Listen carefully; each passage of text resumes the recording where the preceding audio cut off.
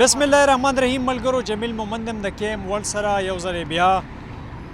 په خیبر پښتونخوا کې بجلی پیدا کیږي خوشتنه د دې حوالې سره د پاکستان تحریک انصاف او جماعت اسلامی عوامي نېشنل پارټي مولانا فضل الرحمن صاحب JY یا جماعت اسلامی نور چې کوم سیاسي جماعتونه دي عوامي حلقو بار احتجاجونه کړي دي مخکې هم په ماضي کې اوس هم روان دي یو ځل بیا هلته موږ ګرد سټیشن سره موجود یو ملګري را روان دي چې کوم د هزارخانۍ سره تعلق لرونکي PS صاحب دی فضل الله صاحب دغه په کال باندې احتجاج بکیږي دلته خو د ملګرو نم دغه کو چېرې بجلی مشکلات څومره دي تاسو ته بجلی خو چونکې زموږ د صوبې پیداوار دی تاسو احتجاجونه هم کوئ د بیلونو څه صورتحال دی حکومت دا دعوه لري چې یاره تاسو بیلونه نه ورکوئ ستاسو څه موقف دی په دې حوالې باندې یاره جي مونږ خو چې مخکې څومره غلاګانې وې د هغې نه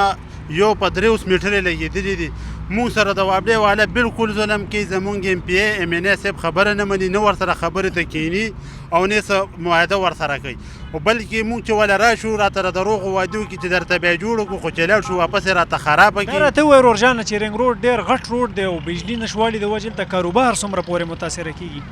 زه درته یم چې کاروبار خو متاثره دي زموږ د ماشومانو سکولونه متاثره دي قسم دی چې سهار ورته چای نه میلاویږي جومات کې اذانونه نه کېږي او دسونه اوبه نشته 24 ګنټې بجلي نه دا کوم ځای کې انصاف دی بیخي ظلم نه روان دی زموږ خلکو سره خاص کر مسیزو سړیزو سره MPA صاحب نن هم تللی دی هغه نه چې د وابلې هلکاران څومره افسرانو هغې ته پاڅېدو وي تاسو پېښ یو کار هم پېښ نو چې مونږ خو به خپل حق غواړو که په زور وي که په راځئ خوراکۍ به اوس عوام وایي چېرې حق به غواړو که په زور که په رضۍ ولې چې دوی پیسې ورکوي بیلونه جمع کوي دوی سره ریکارډونه هم شته بیلونه هم موجود دي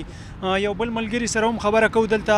چې دغه ځوانان څه وایي چې یاره په ملک کې دوی لوی شوي دي بجلی شته نشته دا راته ووایه ورورجانه په دې ملک کې خو ستا عمر دې څومره دی او دا راته ووایه چې د پاکستان یو غټ ملک دی یو کامیابی دعوه هم لري پاکستان په دې وخت کې چې دا یو کامیاب ریاست دی خو بجلی بیا هم تاسو دلته وایي چې نشته دی نو دغه دعوه د پاکستان ټیک دی یا ستاسو سب مسله ده چې بجلی ولې نشته یو جهان مننه زه به تاسو ته ووایم زما تقریبا 35 سال عمر برابر شو چې زه پیدا شم 35 سال شو خو په دې 15 کاله کې زموږ د کلو زموږ بلکې بالخصوص د خیبر پښتونخوا مسلې چې کوم دا حل نشولې او بالخصوص د ټولو نه غټه مسله چې کوم دا زموږ د بیروزګارۍ او د بجلی ده بیروزګاري زموږ په ملک کې بې انتها ده او بجلی خو موږ زموږ پیداوار دی زموږ د صوبې پیداوار دی او موږ له نه راکوي وفاق به چې کوم دی رانه قابل شوی دی او وفاق چې کوم دی زموږ سره اوس موجوده خیبر پښتونخوا کې د پاکستان تحریک انصاف حکومت دی او په وفاق کې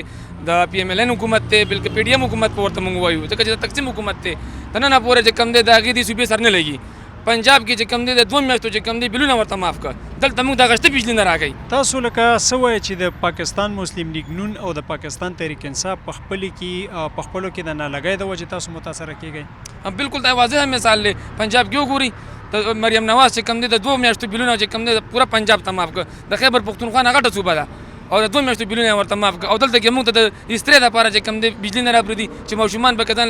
یونیفارم استري کړي چې سکول ته به که سهار لاړ شي نو دا کوم رنګه ناروا په دې خیبر پښتونخوا سره شروع ده جی بالکل دغه مقامي خلک د پېښور او د ټولې ځکه چې دا وخت احتجاج هم روان دی او نه صرف په هزارخانۍ خلک راوتي دي بلکې مسیزۍ او نور علاقو خلک ورسره په ورسک روډ باندې هم چې کومه مین شهره ده بنده شوې ده د احتجاج د وجې رنګ روډ به هم اوس بندېږي مشکلات دي دغه مطالبه کوي هم چې بجلی دوی ته ورکړی شي